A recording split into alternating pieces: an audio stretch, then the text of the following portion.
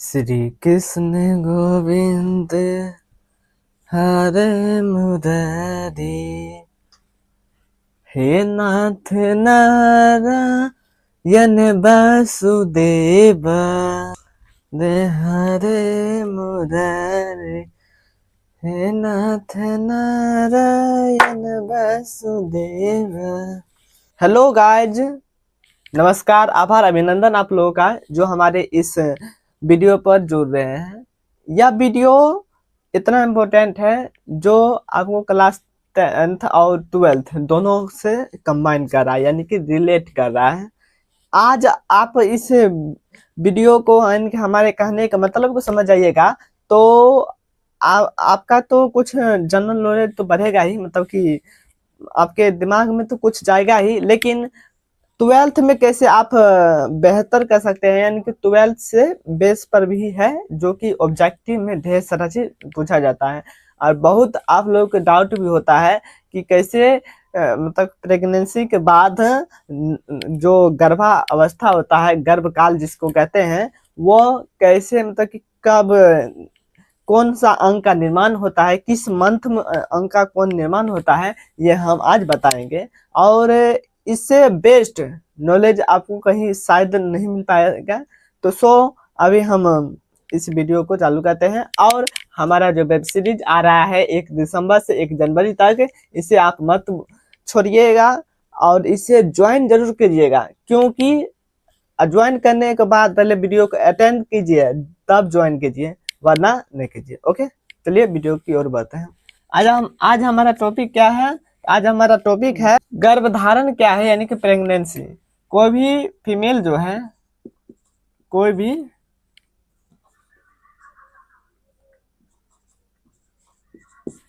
Female जो है वह प्रेगनेंसी यानी कि कैसे धारण करती है, प्रेगनेंसी के टाइम क्या है, प्रेगनेंसी जो है, इस पर हम आज बात करेंगे। प्लस में यानी कि पहला टॉपिक ये और दूसरा टॉपिक है क्या था, गर्भकाल।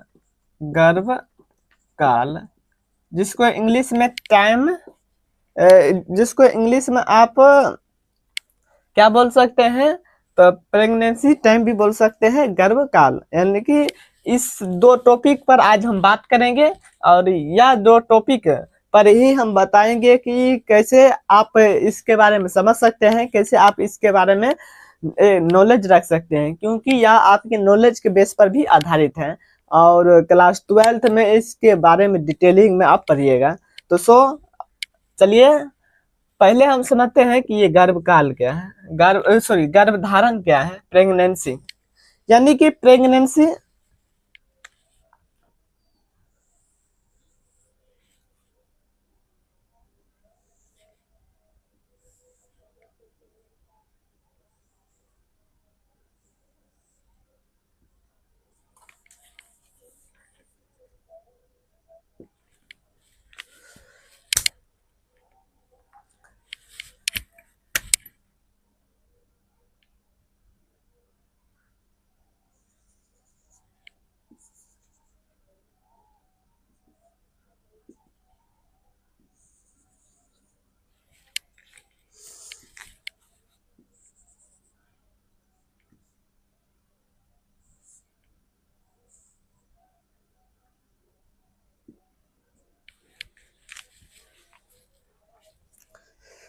प्रेगनेंसी अभी हम जो यहाँ पर ड्राइंग बनाए हैं, यहाँ पर देख रहे होंगे, इसको क्या बोलते हैं, भ्रूण।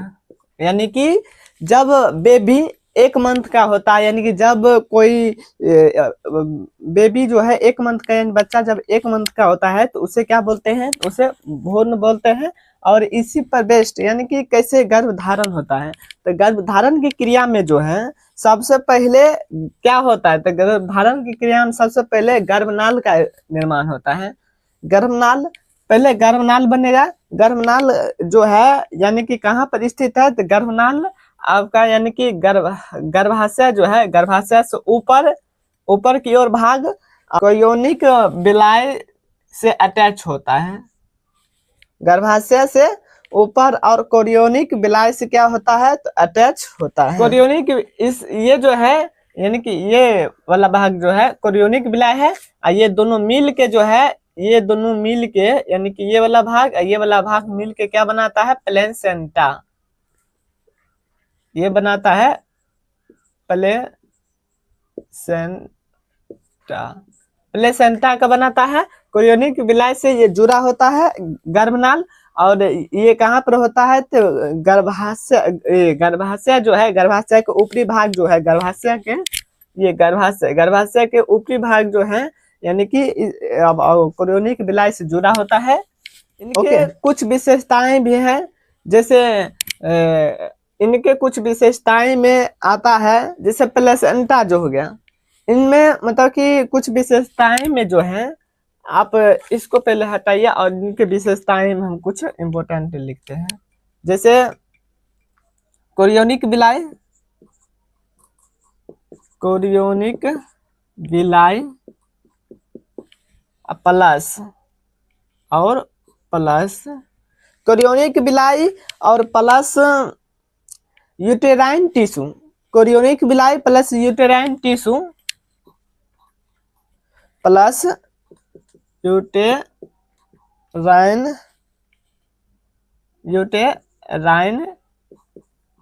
ट्यूस प्लस यूटेराइन टिश्यू।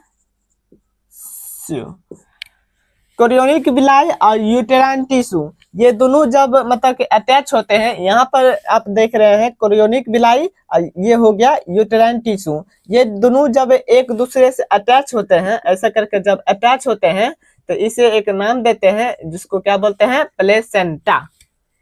ठीक, उसे क्या बोलेंगे, प्लेसेंटा, जिसको आपरा भी बोलते हैं। तो ये दोनों जब मतलब जुड़ेंगे, ये दोनों को जोड़ेंगे, मतलब ये दोनों आपस में जुड़ के एक नया मतलब कि संरचना बनाता है, जिसे बोलते हैं प्लेसेंटा यानी कि अपरा। उसे क्या बोलते हैं, प्लेसेंटा यानी कि अपरा। उसे क्या बोलते हैं, प्लेसेंटा यानी कि अपरा।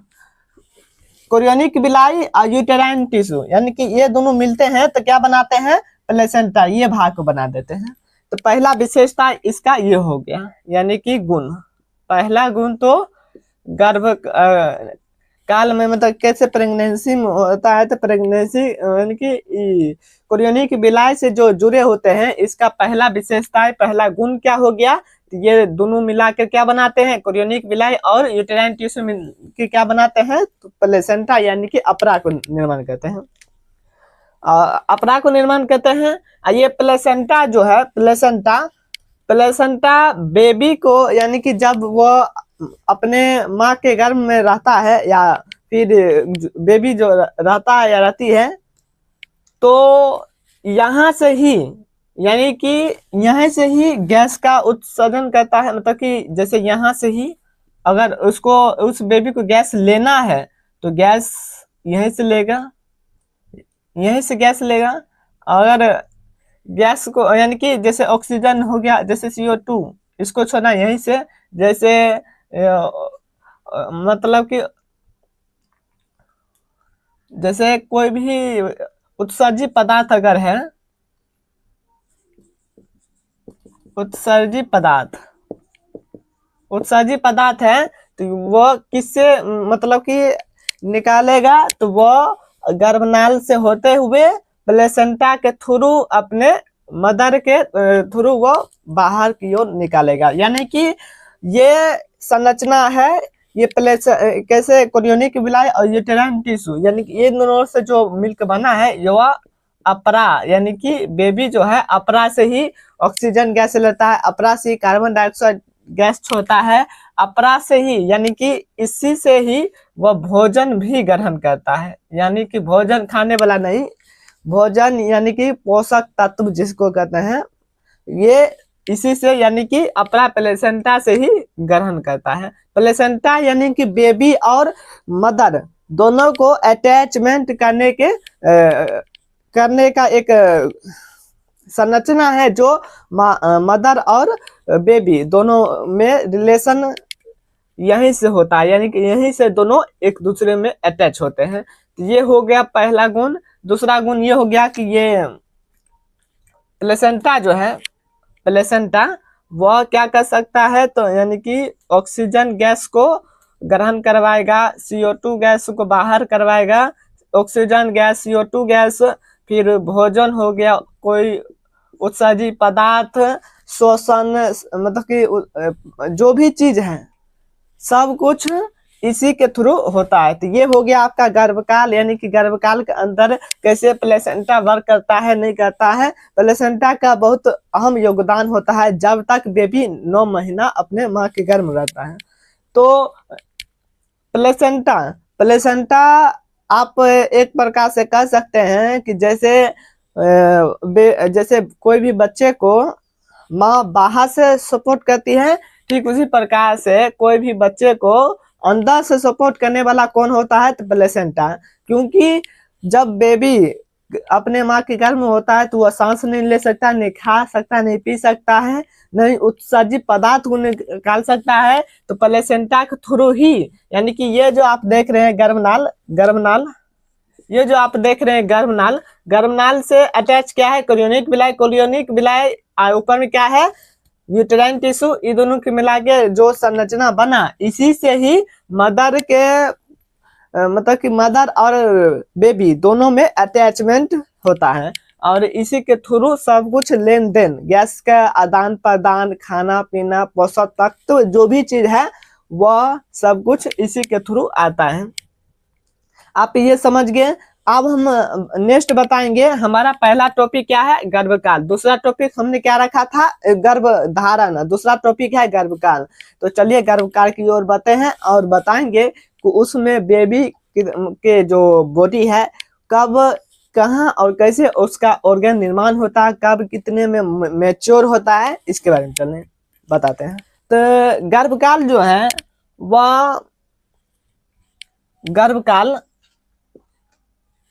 गर्भकाल जो है यह 270 दिन का होता है, दिन या फिर 9 मंथ,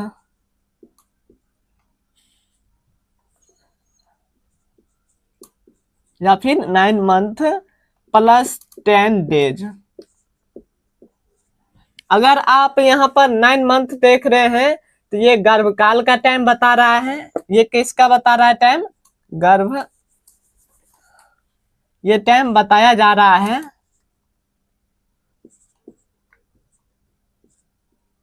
गर्भकाल का। ये 10 दिन जो आप देख रहे हैं, या 10 दिन जो बता रहा है कि बेबी का मतलब कि प्रसव कब होगा, प्रसव के टाइम बता रहा है, यानी कि वो बेबी कब मतलब कि प्रसव होगा, इसके टाइम ये बता रहा है 10 दिन। और 9 मंथ बता रहा है कि गर्भकाल, यानी कि वह बेबी जो है कैसे अपने माँ के गर्भ के अंदर ही वह बॉडी का पूरा मेच्योर करा, यानी कि निर्माण कर रहा है, निर्माण हो रहा है। ये टाइम 9 मंथ बता रहा है, 10 डे ये प्रसव को बता रहा है। ये आप समझ गए। और यही 9 मंथ को जो है 9 मंथ को ही 3 भाग में बांटा गया है, 3 भाग। 9 मंथ को ही तीन टाइप में बांटा गया है।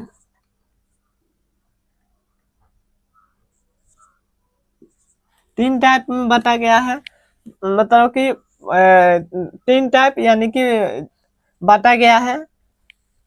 पहला है ट्रिमेस्टर, मतलब कि फर्स्ट ट्रिमेस्टर, सेकेंड ट्रिमेस्टर और थर्ड ट्रिमेस्टर। ट्रिमेस्टर का अर्थ होता है तिमाही, यानी कि 9 मंथ को कितने ट्रिमेस्टर में बांटा गया है, ट्रिमेस्टर यानी कि तिमाही।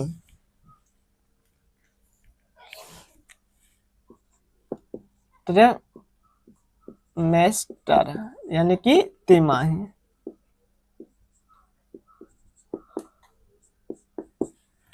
तो ट्रिमेस्टर यानी कि ट्रिमेस्टर के आधार पर इन्हें 3 भाग में बांटा गया है। फर्स्ट ट्रिमेस्टर, फर्स्ट तिमाही जिसको कहते हैं फर्स्ट ट्रिमेस्टर, फर्स्ट तिमाही। सेकेंड ट्रिमेस्टर यानी कि सेकेंड तिमाही।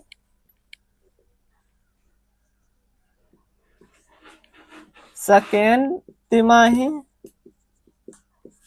थर्ड ट्रिमेस्टर यानी कि थर्ड तिमाही। तिमाही का अर्थ क्या होता है? तीन। त्रि का अर्थ होता है तीन। पहले यहाँ पर तिमाही का अर्थ हम समझा देते हैं। त्रि, त्रि मतलब होता है तीन। माही का अर्थ होता है महीना। कैसे? 3 महीना में, मतलब कि 9 मंथ को पहले 3 तिमाही में बांटा गया है। फर्स्ट तिमाही, सेकेंड तिमाही और थर्ड तिमाही, और ट्रिमेस्टर इंग्लिश में बोलते हैं। और तिमाही का अर्थ क्या होता है? 3 मंथ, यानी कि एक तिमाही में 3 मंथ होता है, 3 महीना होता है। तो ये आप समझ गए। चलिए आगे की ओर बढ़ते हैं।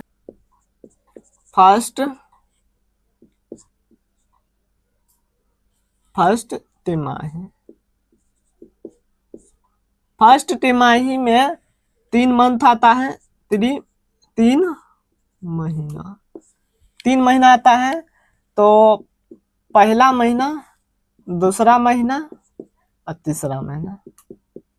चलिए, फर्स्ट ट्राइमेस्टर यानी कि पहला मंथ में 3 महीना, फर्स्ट तिमाही में 3 महीना आता है। तो पहला महीना, फर्स्ट महीना, पहला, फर्स्ट महीना, फर्स्ट महीना। फर्स्ट महीना में जो है इसे क्या बोलेंगे? तो फर्स्ट महीना में बेबी को, मतलब कि बच्चे को फर्स्ट महीना में क्या बोलते हैं? हम आपको वहीं पे बता दिए थे। उसे बोला जाता है भ्रूण। उसे भ्रूण बोला जाता है, यानी कि फर्स्ट मंथ में। यानी कि जब प्रेगनेंसी हुआ, फर्टिलाइजेशन हुआ और वह गर्भधारण की, गर्भधारण के बाद 1 महीना को क्या कहते हैं? तो उसे भ्रूण कहते हैं। और ये 1 मंथ होता है। इस 1 महीना में बेबी का हार्ट यानी कि हृदय का निर्माण हो जाता है। और हृदय का निर्माण जो जब भी हम तिमाही लिखेंगे, यहाँ पर एक पॉइंट और हम यहाँ पर दर्शा देते हैं। तिमाही लिखेंगे तो आप समझिएगा, यानी कि समझना होगा,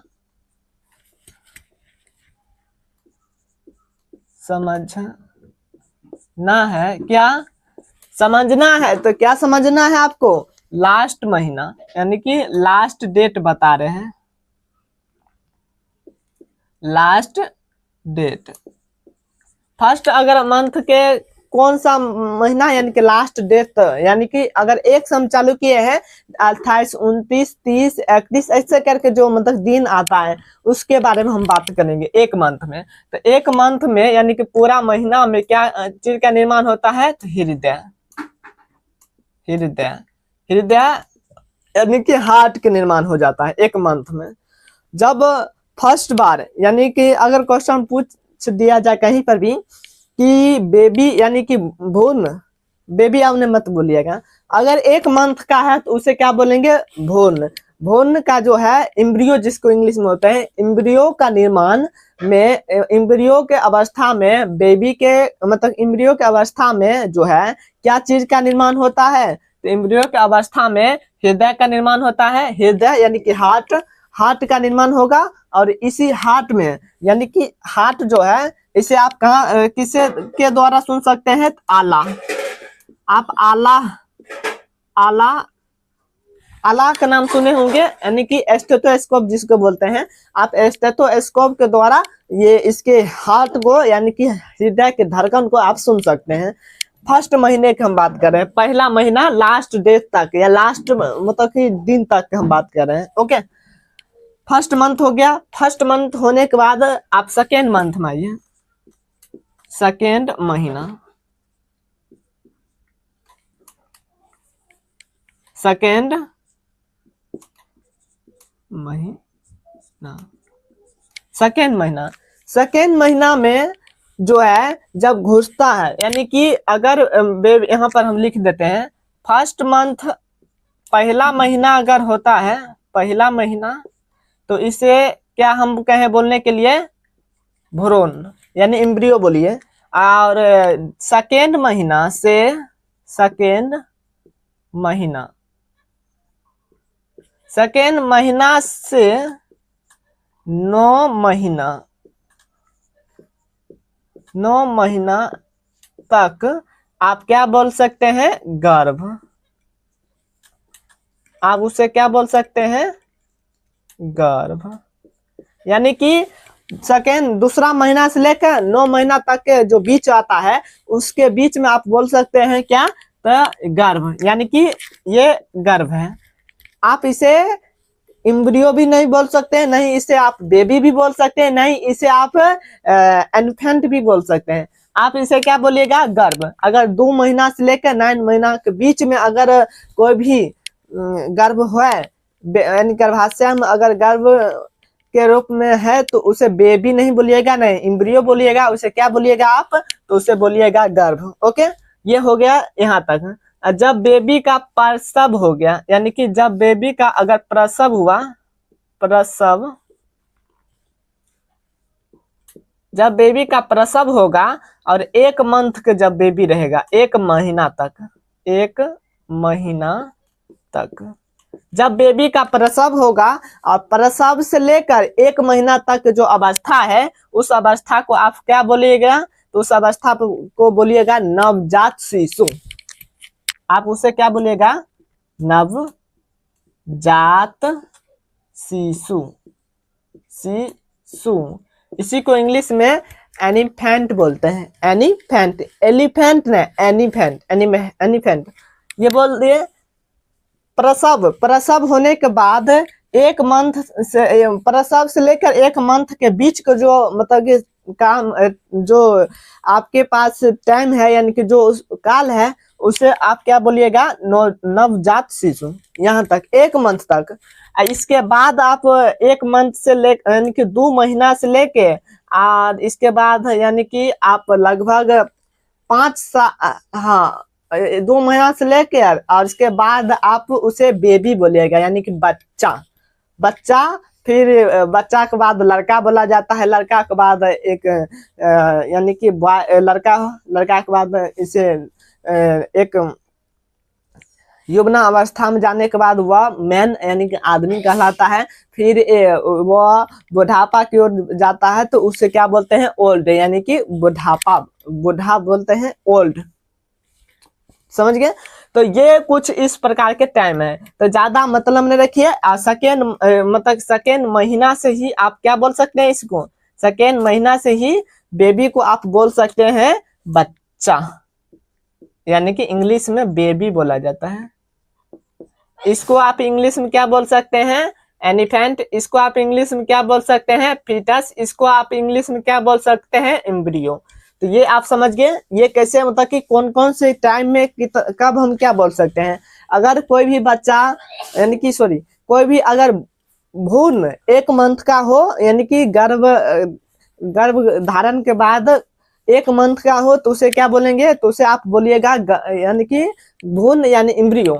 अगर 2 महीना से लेकर 9 महीना के बीच में अगर कोई भी मतलब कि इम्ब्रियो है तो उसे आप इम्ब्रियो नहीं बोलिएगा, उसे बोलिएगा क्या, गर्भ, यानी कि फीटस। और अगर प्रसव के बाद, यानी कि 9 मंथ के प्रसव के बाद और 1 मंथ तक के बच्चे को क्या बोलिएगा, तो उसे आप बोलिएगा यानी कि नवजात शिशु, इन्फेंट। और 2 महीने के बाद, यानी कि 1 महीना खत्म हुआ और उस 1 महीना के बाद आप मतलब साल, 2 साल, 3 साल जो भी है, इसके बाद आप क्या बोल सकते हैं, तो बेबी, यानी बच्चा, आप ये बोल सकते हैं। ओके, तो ये कुछ हम बता दिए। आप जो भी हम बताएंगे तो आपको समझ में आएगा कि क्या, कब, किसको क्या बोलना है। ओके, सेकेंड मंथ, यानी कि सेकेंड मंथ के बीच में हम क्या कहे थे बोलने के लिए, तो गर्भ। इसे हम क्या कहे थे बोलने के लिए, गर्भ। तो आप सेकेंड मंथ के बीच के जो है महीना, इसको आप मतलब सेकेंड मंथ से लेकर 9 मंथ के बीच के महीना को क्या बोलिएगा, गर्भ। तो गर्भ के अवस्था में जब कोई भी मतलब कि बेबी होता है तो उस टाइम में आप सेकेंड मंथ में आगे, सेकेंड मंथ में यानी कि पैर, हाथ पैर जिसको कहते हैं, और डिजीज और लेग्स और डिजीज का निर्माण हो जाता है। हाथ पैर और हाथ पैर आर के निर्माण हो जाता है सेकेंड मंथ में, यानी कि लेग्स और डिजीज। ठीक, सॉरी, लिम्स और डिजीज, लिम्स और डिजीज, लिम्स और डिजीज का निर्माण हो जाता है, डिजीज, लिम्स और डिजिट का निर्माण हो जाता है कब? सेकेंड महीना में। और थर्ड महीना में पूरा ऑर्गेन, यानी कि थर्ड महीना में आप घुसेंगे तो थर्ड महीना में बेबी का जो भी है, मतलब कि सॉरी, गर्भ का जो भी अंग है, चाहे हार्ट हो, किडनी हो, हृदय हो, आंख हो, ब्रेन हो, मतलब फिंगर हो, या फिर कोनो भी अंग हो, सब बनकर तैयार कब हो जाता है? पूरा अंग, पूरा अंग बनकर तैयार किस मंथ में होता है?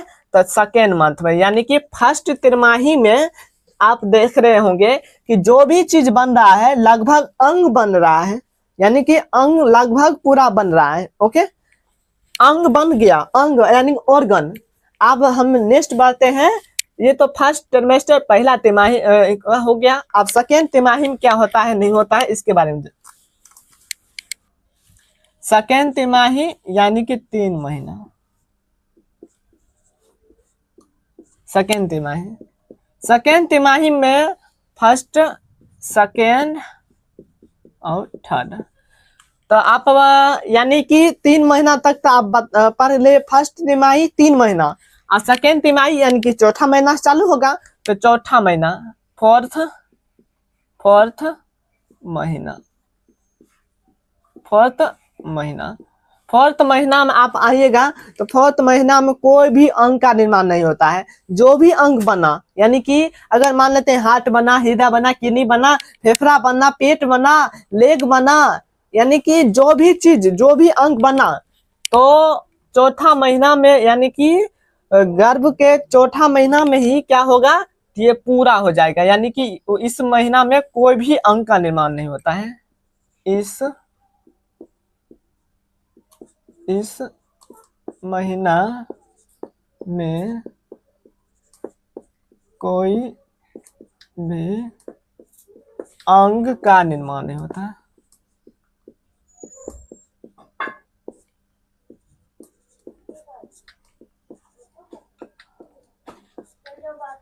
इस महीना में कोई भी अंग का निर्माण नहीं होगा। यानी कि चौथा महीना ऐसा महीना है जिसमें कोई अंग का निर्माण नहीं होगा, लेकिन जो अंग बना है पहले, या वह सब क्या होंगे, परिपक्व होंगे, यानी कि वह डेवलप करेंगे अपने आप को, मोर डेवलप करेंगे। मोर डेवलप करने के बाद आप चौथा महीना आ गए, और इसके बाद फिफ्थ महीना।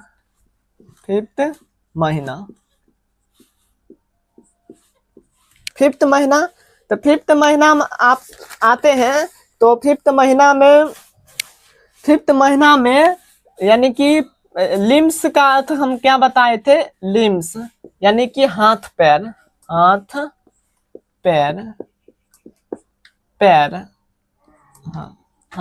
पैर। लिम्स यानी कि लिम्स के बारे में बताए थे, हाथ पैर।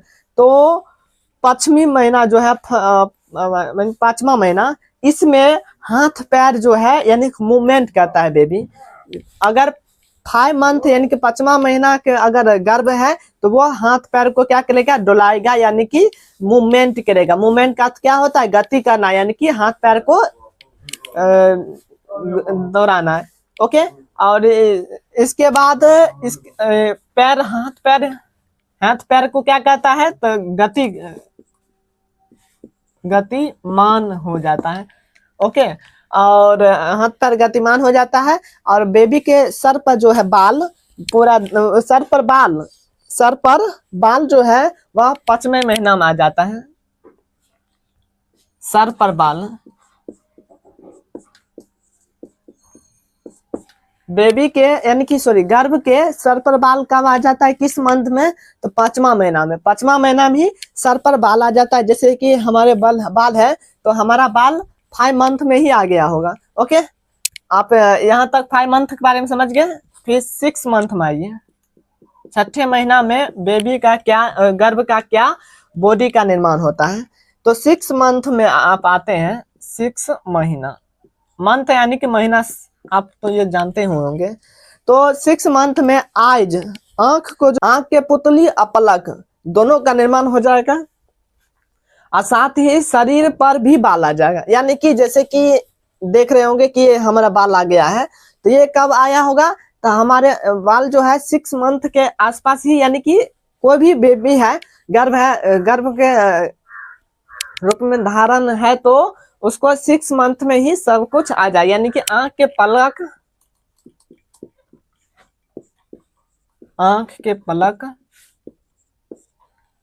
और आंख के पलक और पुतली का निर्माण भी किस में होता है, आंख के पलक और आंख की पुतलियों का निर्माण होता है। आंख के पलक और आंख की पुतलियों का निर्माण होता है। और नोजल सेप्टल, यहाँ पर ये जो दोनों आंख है, वह दोनों आंख हमारे, यानी कि जैसे कि कोई भी गर्भ का अवस्था में है, तो इसके आंख ऐसे नहीं आ जाता, यानी कि ये जो आप दो आंख देख रहे हैं यहाँ पे, ये दोनों आंख नहीं होता है। यहाँ पर यानी कि ये आंख मुनाया रहता है, और यहाँ पर जो आप यहाँ पर मिडल भाग देख रहे हैं, यहाँ पर ही नोजल सेप्टल होता है, यानी कि यहीं पर आंख होता है। ये दो भाग में बंटकर यहाँ पर आ जाता है, यानी कि यहाँ पर आंख था, दोनों आंख यहाँ पर होता है, और ये दोनों भाग में, यानी कि नोजल सेप्टल लेंस, जो हमारे आंख के जो भी लेंस है, वो दो भाग में विभाजित होगा। दोनों भाग में विभाजित होने के बाद यहाँ पर आएगा जाएगा, यानी कि यहाँ पर जो खोखले भाग होता है, यहाँ पर आकर वो जुड़ जाता है माइंड की ओर, यानी कि यहाँ से जुड़ आएगा और इधर की ओर जुड़ जाएगा, यहाँ पर, यानी कि ये पूरा माइंड जो है इसके साथ में ये कनेक्ट हो जाएगा। तो आंख पहले से जो है, दोनों आंख सेप्ट नहीं होता है, आंख दो भाग में विभाजित करता है, विभाजित करने के बाद वो दोनों आंख आपके, यानी कि आइज नीचे आएगा, यानी कि इसके पुतली के नीचे, यानी पुतली के अंदर आपके आंख आ जाए। तो ये हम बता दिए कब, 6 मंथ के अंदर ही ये सब घटनाएं होता है, ठीक। और एक और घटनाएं होता है 6वां महीना में, जो बॉडी पर जो बाल होते हैं, जैसे ये सब बाल जो हो गया, रुआ जिसको बोलते हैं आप लोग, रुआ, तो वो भी किस मंथ में आ जाएगा, तो 6 मंथ में, यानी कि शरीर पर बाल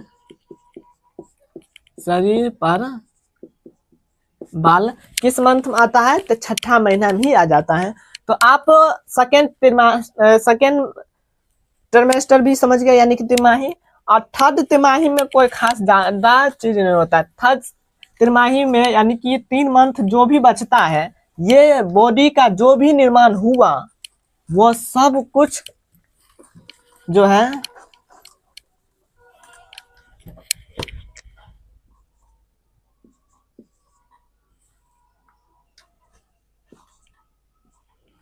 थर्ड महीना, सॉरी थर्ड तिमाही लिखेंगे, थर्ड तिमाही में जो है, यानी कि थर्ड 3 महीना में, थर्ड 3 महीना, जैसे कि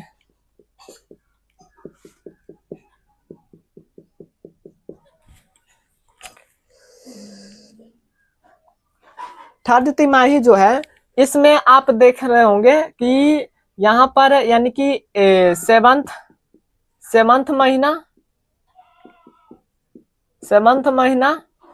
8 महीना और 9th महीना। तो इसके बीच जो आप देख रहे हैं, इसमें कोई मतलब कि अंग का निर्माण नहीं होता है। इस 9 मंथ के अंदर ही हर एक अंग का निर्माण हो जाता है। और इसके बाद जो भी होगा शारीरिक विकास, यानी कि 7th महीना, 8 महीना और 9th महीना, इसमें शारीरिक विकास होता है। और जिस मतलब कि गर्भ में जिस बच्चा में बेबी में शारीरिक विकास नहीं हो पाता है, वह मतलब कि अगर इसके पहले ही प्रसव हो जाए, तो वह मतलब कि अपने शारीरिक रूप से क्या हो गया, विकास नहीं हो पाए, जिसके कारण उसके आप देखेंगे हाथ मतलब कि नहीं है, या फिर देख रहे होंगे कि पैर नहीं है, जो भी मतलब कि इसके बॉडी का विकास जो भी होगा, वो बॉडी की विकास नहीं होने के कारण, यानी कि आप देखिएगा उसका डेथ भी हो जाता है। यानी कि 7th मंथ, 8 मंथ, ये दोनों में अगर बेबी के बॉर्न होता है, तो आप ये जो देख रहे हैं, इसमें डेथ होने की संभावना आता है। डेथ यानी कि डेथ हो जाएगा, वो नहीं बच पाता है। तो यही गर्भकाल है। इसमें से आप क्या समझे, आप लोग जरूर फीडबैक दीजिएगा। अभी के लिए इतना ही। जय हिंद, वंदे मातरम।